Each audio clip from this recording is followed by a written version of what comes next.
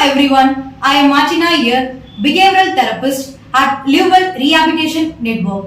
Today I am going to share how to reduce distraction in autism and ADHD. When we talk about these, they are inability to pay attention and focus on the things. So we have to engage them in activities related to the attention. So we have to give that attention and concentration part of activities. When we doing by these things, the distraction will be reduced automatically. So when concentration and attention will increases, distraction will be decreases automatically. Now I am going to tell how that distraction will be placed in autism and as well as ADHD. So when we talk about ADHD in distraction, they are not just inability to pay attention, they are inability to control attention, because children with ADHD have limited and low level of brain arousal, which is in turn decreases their ability to screen out distraction. So when we talk about that autism and how they are distracted now, they will be they are inability to pay attention, and it can be difficult to focus on these things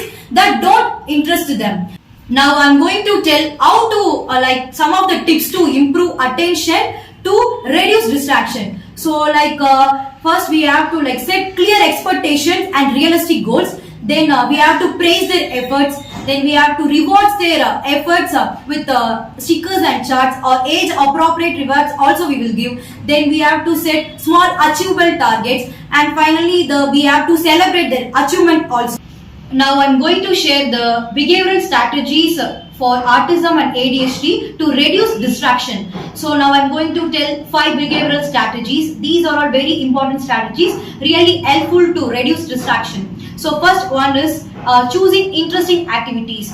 When we talk about this, we have to choose interest activities towards the children. That will helpful to reduce distraction, and they helpful to pay attention to the things. For example, we will go with that necklace activity. We will ask the children to take 2 beads like this. We have to take 2 beads and a piece of a string. We have to put in a string, and then we have to ask them to put there alonely. So these things will helpful to reduce distraction for the kids. At the task finished, we have to praise their effects as well. That second activity is give effective instruction. You will often need to give effective instruction to what to do next for the kids. For example, we have to limit the number of words we use.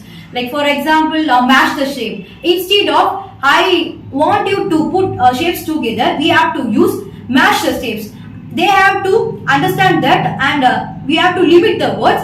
This will helpful to pay the attention for the kids also. Third activity is model tasks. Model tasks is we will also engage with them to play together.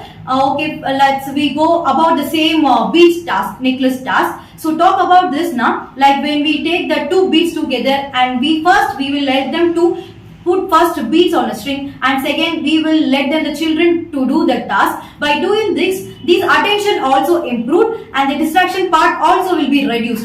Then fourth activity is prepare for transition. When we talk about the prepare for transition, children need to prepare for the transition. So we have to choose their 2 favorite activities. First we will play them bubbles. Next we will allow them to play trains. So we have to choose 2 favorite activities, bubbles and trains. For example, when we talk about this, so if they finish their first bubbles quickly, at that time we have to encourage them by okay, for example, all well, you finish, now you go for trains. Like this we have to engage the children to pay attention to that favorite things. Then fifth one is talk and play. When we play anything with them together, we have to talk with them.